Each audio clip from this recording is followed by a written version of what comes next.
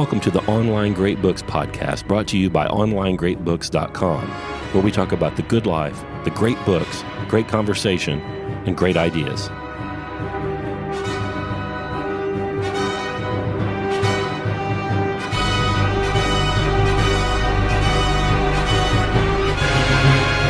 Welcome to the Online Great Books podcast. Today we got Malachy Walsh. He's one of our seminar hosts with us and a long-time Great Books guy.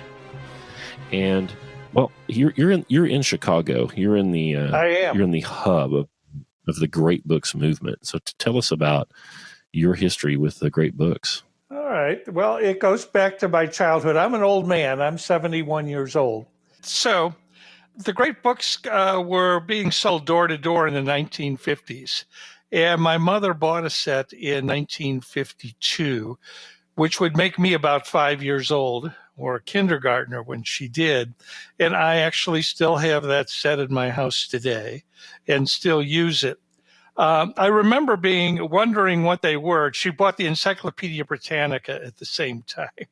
So this was a good salesman, whoever he or she was. But of course, I was disappointed that there were no pictures in the book at all. And frankly, I kind of look through them, but I don't think I love the encyclopedia and I would read that. But frankly, they sat in the bookcase through most of my grammar school years and almost I think I started using them in high school. I went to Mount Carmel High School here in Chicago, and I loved using the Syntopticon because it was great for researching things, to look at what you should read to find something out. So after I graduated from high school, I was Jesuit educated at Georgetown in D.C., and this was during the 60s, during the Vietnam War and whatnot. And I graduated from Georgetown in 69, and the Jesuits at that time still gave you a classical education, Latin, Greek, the whole bit. And math, science, you had to take some of everything, and you minored in philosophy, whether you liked it or not.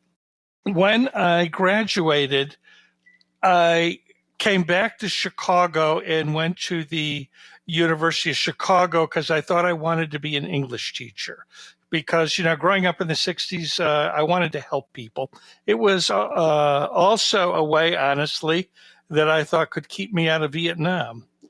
And it did. So a graduate school at the University of Chicago. And as I was working on a PhD, I began to realize I was at the leading edge of the baby boom. And I said, oh my God, there are no jobs out there if I get this degree. And the ones that are low paying. And as I started to go further and further into the education, I'm thinking, well, not only are they low paying, but there isn't much job security. And to really make it in the kind of English professor racket, you have to publish a lot, which means you have to spend most of the day in the library. While I enjoyed teaching, I didn't really like the idea of writing articles that practically nobody was going to read.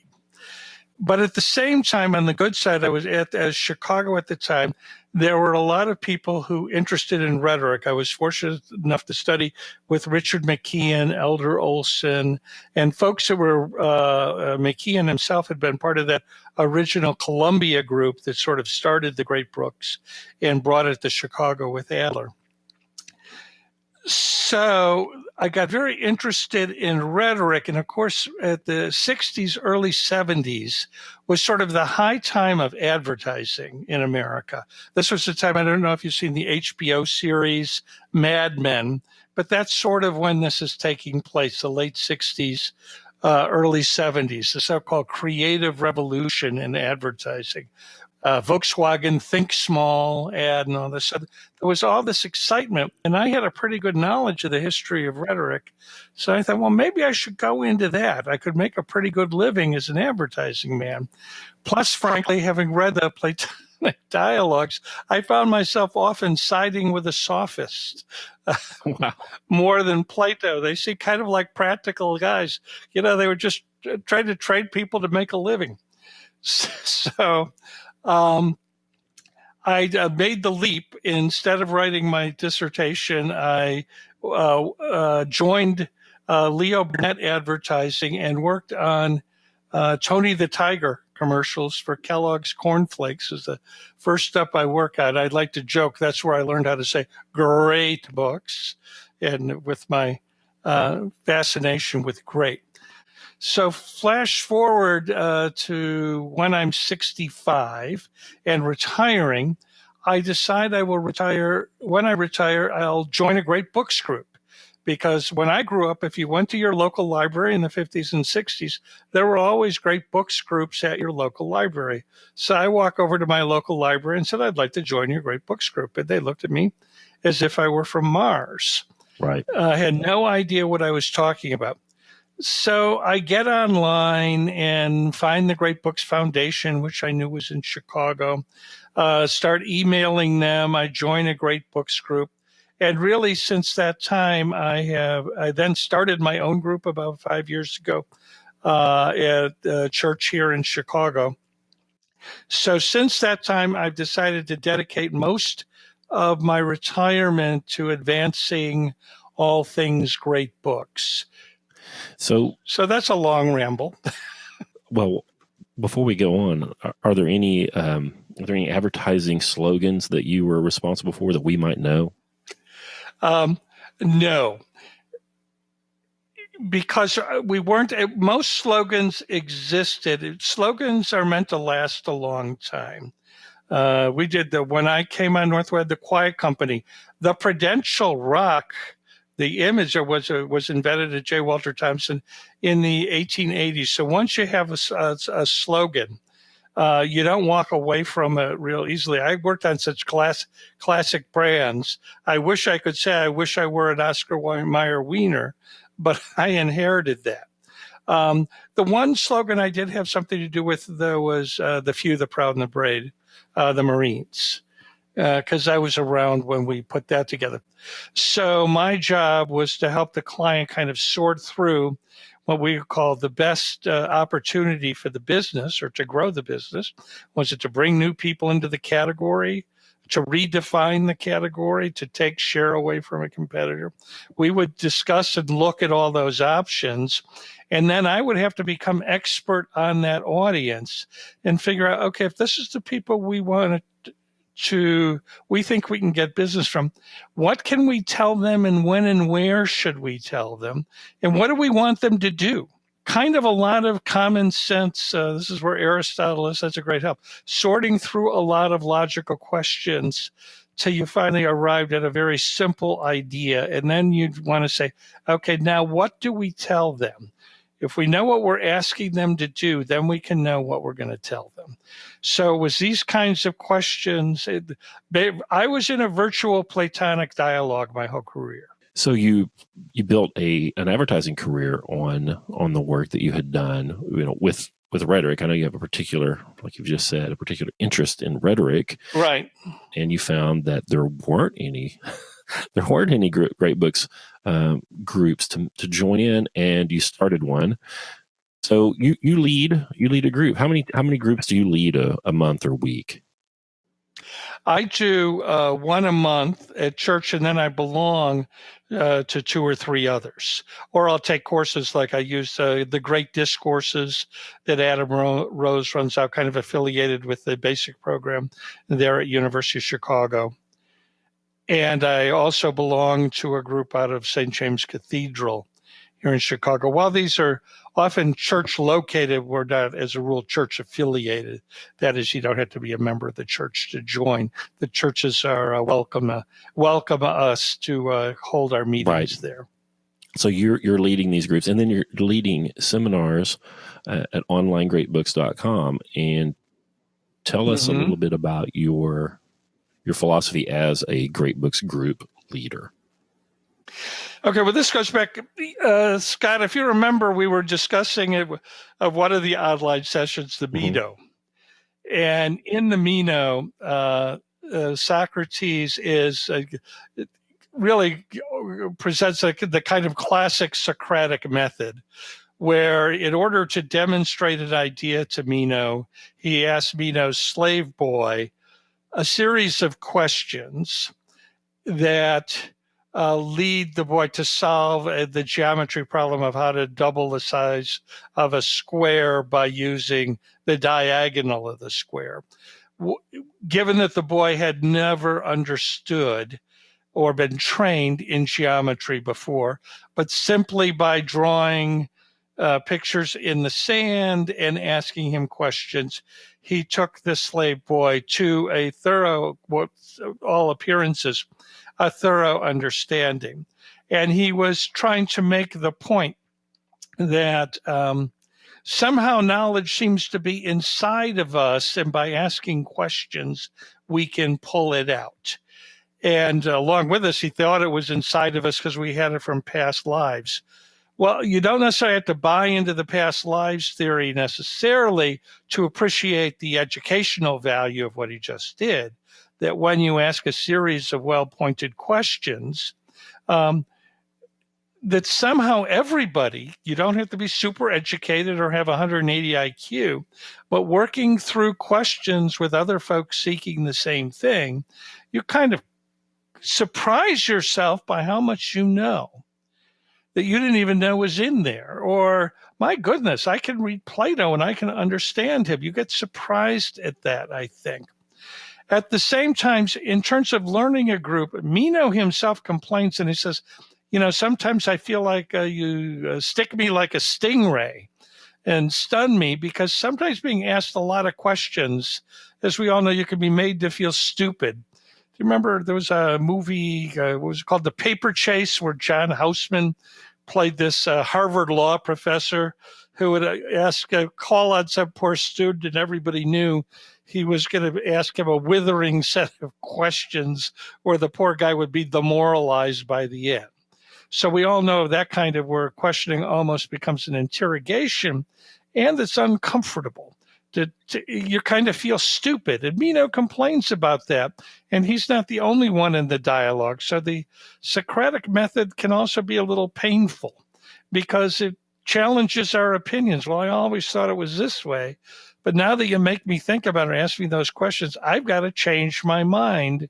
And nobody likes that. The other thing about the Socratic method that I think sometimes can put people off a little bit is we've all had that teacher who asks a question, then goes around the room until the person has the answer that he or she is looking for, right? So you say, well, why didn't you just tell us that in the first place? You can get kind of impatient with teachers like that. So with those cautions in mind, I do believe the question-answer method is indeed one of the best ways to explore things, because it enables you to start out with your own opinion, and then somebody else will be, well, is that true in all cases? Well, no, I guess not. Or is that issue really part of this bigger issue? So you start to work around how you think about something and how you make up your mind. And when it's done in that spirit, it's enlightening. You have, I think Adam Rose likes to call them aha moments, right? You go, oh, now I get it. I didn't see it that way before. So it enables you to suddenly see things differently. And that, especially tying it back to my advertising, is part of my job was to get people to see things differently. Can I take a minute and give you an illustration of that from advertising? Certainly. There was a wonderful product introduced in the 1950s. It's called Cheese Whiz. What a 1950s name is that? Kind of science fiction cheese, right? But basically, it was spreadable cheese that people used in the 50s to put on soda crackers, and they often would have that with beer in the evening or Saturday afternoon while they were watching a game. Well, by the late 60s and early 70s, there was a big movement in the country to more natural cheeses. So by the 70s, mid-70s, or maybe actually early 80s, Kraft Foods that made Cheese Whiz said to the agency, well, let one of your guys come up with an idea to see if this is even worth advertising anymore. We're not sure it is. They used to have a phrase, milking a brand, which it was a brand that was popular, served its purpose, but now is not really worth investing in anymore. So they wanted to explore that. So I was a young Turk then, so they gave me the assignment. And so I went out and talked to some Cheese Whiz people who had stopped eating it and asked them why. And I still remember the answer one woman gave. She said, well, because it's a chemistry set in a jar. And I was doing a focus group then, invited the group to turn the label over. And actually, Cheese Whiz at that time was made from Gouda, Swiss, and cheddar cheese, with a little whey, the liquid part of cottage cheese, right? Curds and whey, remember the spider? And so by a physical process, it became spreadable. And the only preservative is the same preservative that's used in all cheese, which is salt. And for flavor, they added Worcestershire sauce and mustard. So it actually was not a chemistry set in the jar and so most people were very surprised when I said, well, look at the ingredients. And they did. And they said, well, if I had known this, I'd have never stopped using it because I really like the taste. And this tells me it's good. So I have the aha moment, right? Well, eureka, now I know what to do. So we make a commercial called Real Cheese Made Easy, and we run it in test markets in Pennsylvania. You know what it did to the business? It drove it down. By running that where we ran that commercial, sales dropped precipitously. So that was a head scratcher. Well, Kraft was kind enough to give me one more try at it. And I said, is there any place in the country where people still eat a lot of Cheese Whiz? So I figured, well, maybe I can find something there. Notice here I'm using my Aristotelian skills. Nobody taught me this. I said, well, if I want to grow this business, I should find out someplace they already like it. So sure enough, Scott, you'll appreciate this. Do you know what the state was that used 3 times as much Cheese Whiz as everybody else? It's either Oklahoma or Arkansas. It has to be. Close, Texas. Texas. So I go down to Texas and start asking people. I have these, what they call focus groups, right? Which is a group of 8 to 10 people that were using the product.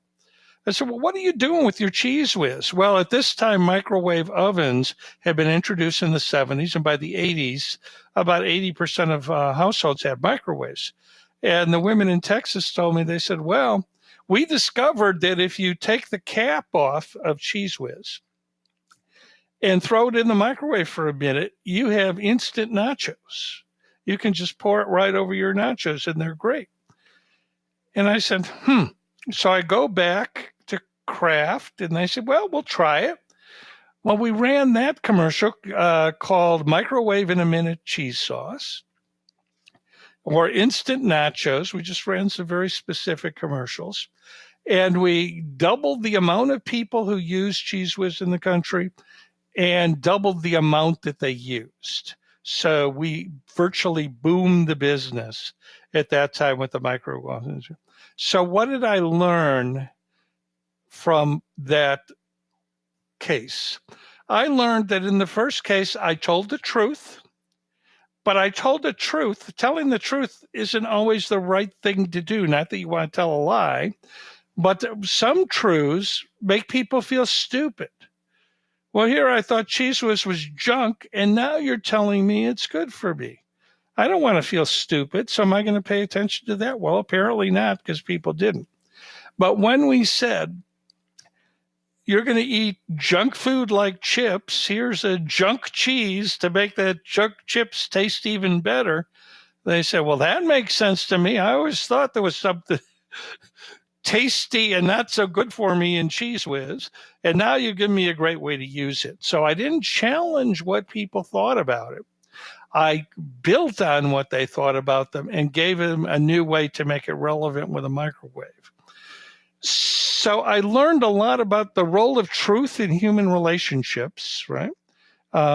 Both things were true, microwave, but one truth was much more relevant and made people feel much better about using Cheese Whiz than the other. We had hoped that telling people that Cheese Whiz wasn't all that bad for them would make them feel better, but no, it just made them feel stupid. That's interesting. So what I also learned from that, back to your original question on the how do I run a group? Well, one, I don't try and run one. I've learned in managing focus groups, so that's the other part I kind of bring in on the Socratic method, is I might be beyond asking a question about a book, an opening, as Mortimer Adler says you should, right? Um, I will sometimes ask people to scribble down on a sheet of paper 5 words they associate with just what they just read. And sometimes they're surprised to find out that everyone in the group that I'm talking to had the same word. So I said, well, okay, why did we write that word? And that seems to get us right into the text and open up. But I'd like to open, because I'm a rhetorician, with the people themselves and where they are in their questions, rather than come in with my own agenda. I'm not there to teach them. I'm there like Socrates in the beginning. Well, kind of where are you with this? And then we start to work out each other's ideas. And that's usually kind of fun. So you like to open the conversation with sometimes something that puzzles you. Absolutely. And that's the essence of the shared inquiry model, right? I think so. Yeah, even though you're the nominal, leader, I'm making air quotes here. Even though you're the leader, you're in it with them, and I think that's really important for both the people who are sitting in the seminar to know that you're, as the leader, you're in it with them, but it's also important for the leader to look at themselves as that and not an authority. Yeah, and you really have to believe that there are no dumb answers. That I'm a believer that we all have that the truth is a shattered mirror, and we all have some of the truth. Only those that have personal revelation of some kind are gifted with a larger perspective of truth than I am. But we all have that. And while our truth might be limited or have bounds or not account or have the whole picture, nonetheless, as we all bring our little pieces of the mirror together, I think we all start to have a much better picture of what we're talking about than we started with. And I don't think my hunk of a mirror is any better than anyone else's in the room. Isn't that the point of the Meno? He didn't ask Meno to do it. He asked a slave boy, which is basically saying, well, if a slave can do it, kind of thing. So these are accessible, and people should not be intimidated reading these books. I don't think. No, they shouldn't. And I think you build your confidence once you get through the Iliad and the Odyssey, and then the Greek drama. It's just and then I know sometimes the great books get a bum rap because it's Western culture and male and not female, and there's all kinds of explanations, so we don't need to get into that. But you won't encounter stronger women than you do in the Greek stories, right? Yeah, we've got Antigone and Andromache, and we've got a group right now reading Medea. Huh. Oh yes, all right, yeah. Poor Agamemnon. Yeah. Oh my goodness, and Clytemnestra. So yeah, it's how many? And now Medea, how many children does she do in? All of them? I don't know. He lose count. Yeah. I don't.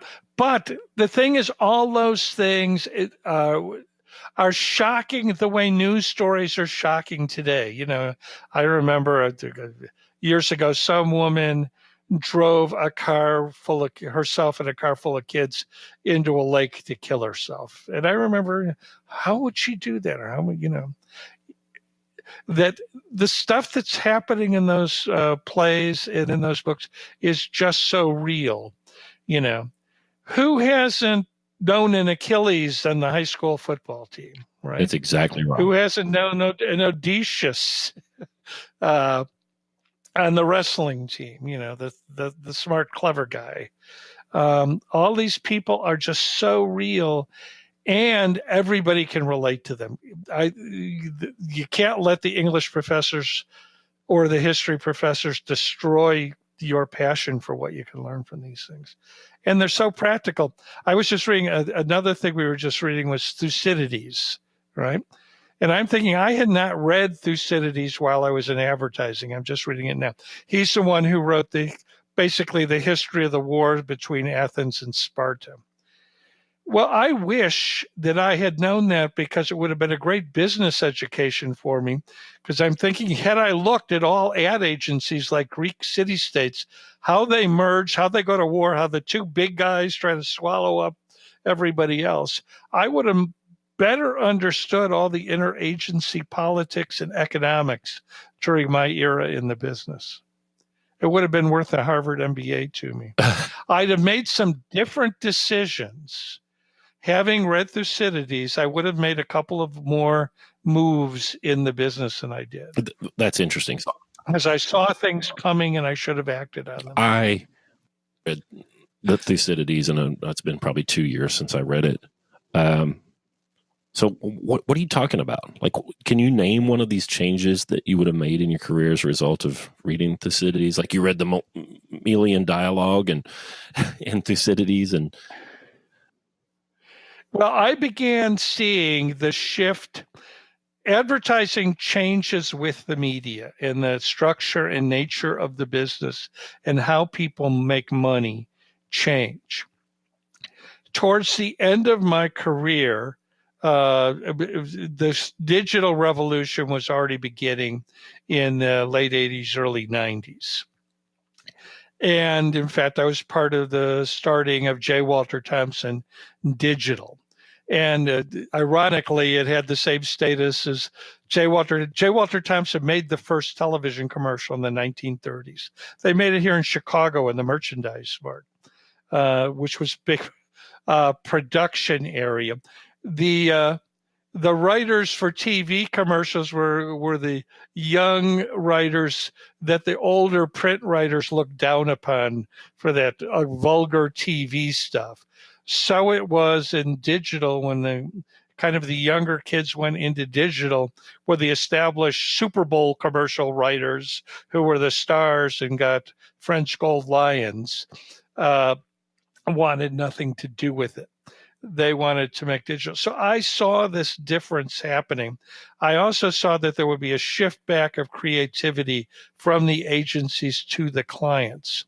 I actually gave the advice to my nephew, who's a creative in San Francisco, and he switched to workforce.com and is doing extremely well to the client side. And I had an invitation, I won't name names, but I had an invitation to move to the client side, which would have made a big financial difference to me in my retirement, I think. Yeah. Interesting. By seeing, again, the technology, I'm reminded here, well, what's a technology part in Thucydides? Remember I can't name who, they figured out bow to bow colliding. Right. Against the Athenians, because the Athenians didn't do that, and the Athenians knew how to broadside you. So the Syracusans toughened up their bows and hit the bow to bow, and that actually defeated the Athenians around Sicily at the time. Again, little differences mean a lot. Finding a technological advantage in looking for them. That Thucydides is just full of stuff. I'll have to shut up. Keep rambling. Yeah, the Thucydides, they've got the like you say, the reinforcement of the bows of the Sicilian ships, and then the encirclements, right, and then the re-encirclements and the wall building, right, in Sicily. Yeah. Into the book. It's pretty amazing. Well, it sounds to me like you've devoted your life to these things, and you also have a flair for pattern recognition, sir. So you can occasionally, read Thucydides and see these patterns and these set pieces that play out in Thucydides, and then apply that to your own life, and that's a special skill. Well, can I talk about that, because it relates to how I take notes? One of the questions you asked me to prepare is that, how do I read? Yeah. Would you like to hear? Certainly. Or do we have time? Yeah. Okay. I read, first of all, like whoever runs that website, Brain Pickings, I think she does this as well. I got very interested in how people take notes and started interviewing people. I found out how Richard McKeon, how Wayne Booth, how all the scholars took notes. I found out I wanted to know how writers took their notes. So I really should have written a book about it. And I found some big patterns here. But the major pattern is this, your first time through a book, try to read the whole thing, kind of do that inspection reading that that Adler talks about in How to Read a Book.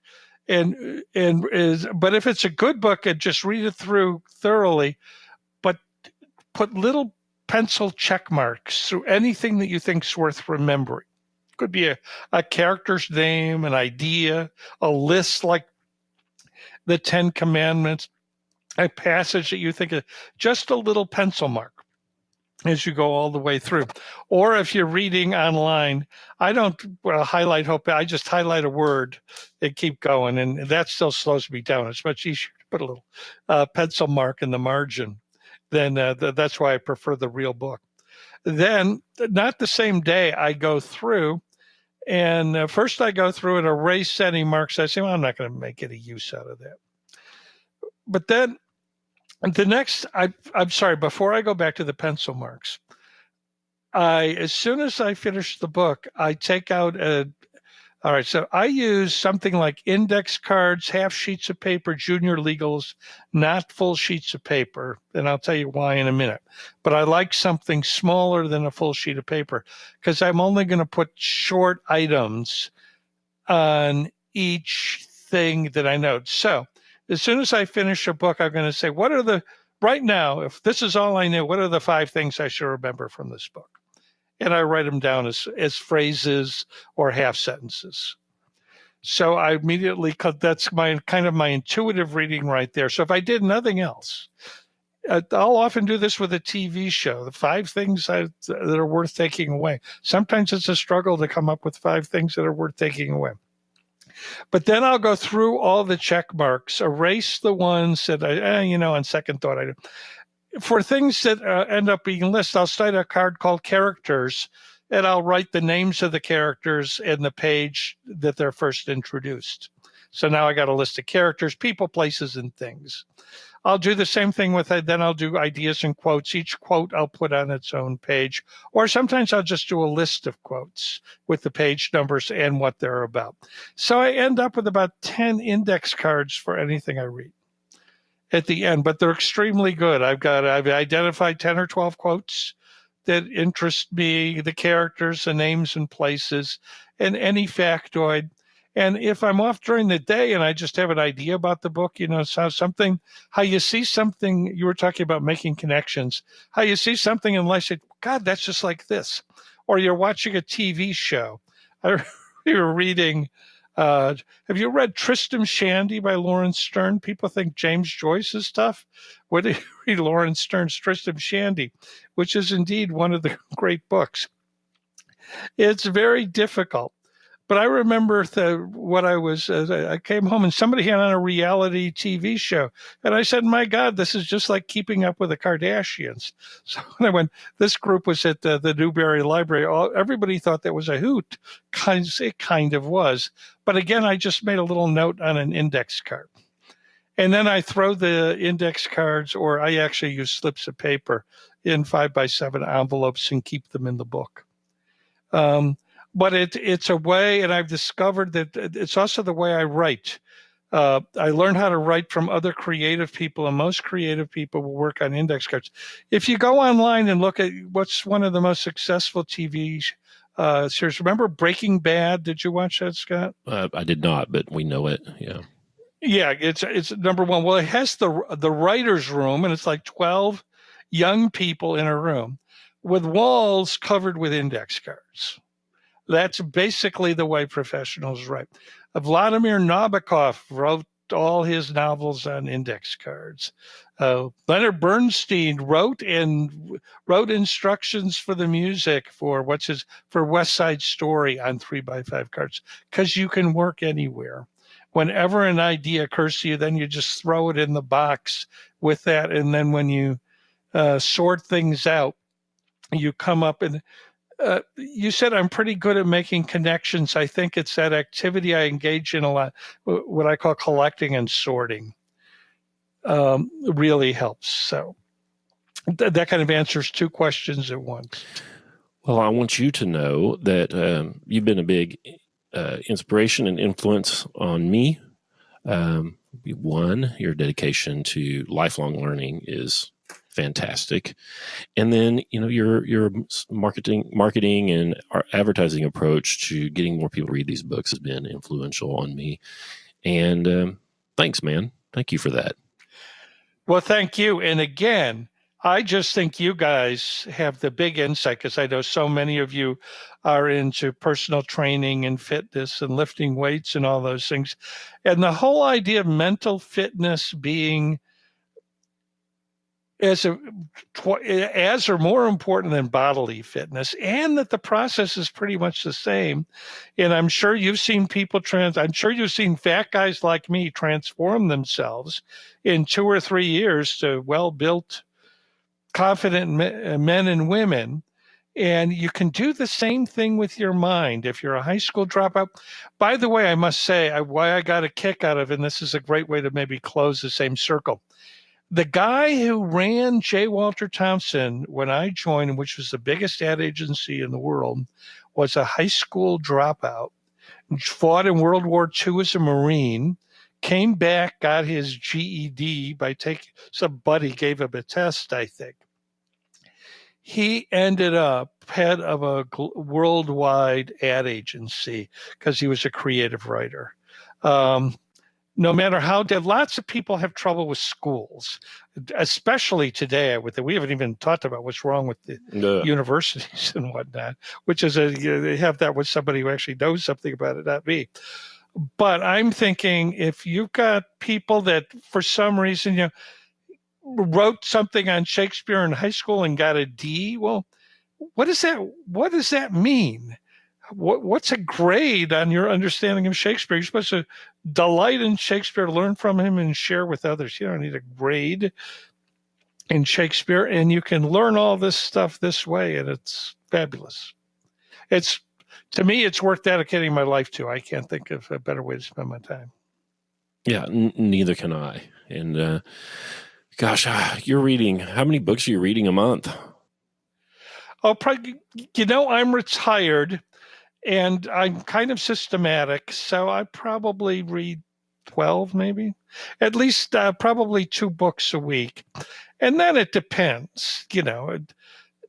Some things are harder and you spend more time and you read in more detail than others. And sometimes you're rereading something that's familiar. So not all of those are first time, difficult. I'm not going to read Hegel real quick any day. You got to work your way through.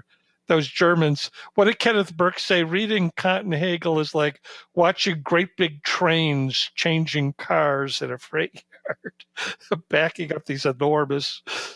And I've never been able to make it through Kant. Boxes of thoughts. Never been able to make it through Kant. Well, thanks for talking to me about what these books have done for you and what they mean. Oh, well, thanks for letting me ramble. No, I love it. So Malachy is one of our seminar leaders, and I won't talk this much in the seminar. No, yeah, you're a kind and generous discussion partner. Actually, when we start getting into these books, and so thanks for that. So go to onlinegreatbooks.com. If enrollment will be opening August 15th. If it's already closed, we'll be opening another one soon, and you can go and click join now and join our waiting list, and then we will send you a coupon code so you get a little discount. When we open enrollment. You also get some other goodies like get a digest of our reading list, get a executive summary of how to read a book. We send you Mortimer Adler's How to Mark a Book. We send you Stringfellow Barr's essay on dialectic and how to have a dialogue, and a whole bunch of other stuff that is helpful to you. Even if you want to start your own home group, you might join our waiting list because we send you a lot of material that would be helpful in starting a home group. Anything else, Malachy, before we shut the door on this? Other than Stringfellow Barr has the greatest name, or didn't he? Oh, yeah. Yeah. And also, let me, because I'm an advertising man, I can help appeal to people's sense of greed. If you read the great books, you get smart. You'll know what to invest in. if you work your way through these, and once you're through, you start to see patterns in the world, and you say, oh, gosh, more and more with all this online stuff, more and more people are going to have things delivered. Maybe I should invest in FedEx. You'll start to see things that are results of other things, and frankly, it'll help you make some money. Yeah, I think so. I think that the pattern recognition that starts to, well, it's kind of what Adler's talking about when he talks about the syntopical reading, right? Once you've read enough of these materials, enough of a deep dive, they start to mesh together, and you start reading things in context with the other things you have read, and that pattern recognition starts to happen, and you start to see second, third, fourth order effects more clearly, and it does create. It's hard to explain here in a little soundbite, but it does create an awareness of what's going on around us that is hard to get any other way, I think. Well, that's been the Online Great Books podcast. Please go to iTunes, give us a 5-star review, and leave a little note there, and share this with a friend. We need everyone to read these books because, we're just trying to save the world. That's all. Thanks, Malachy. Thank you, Scott. Have a great day.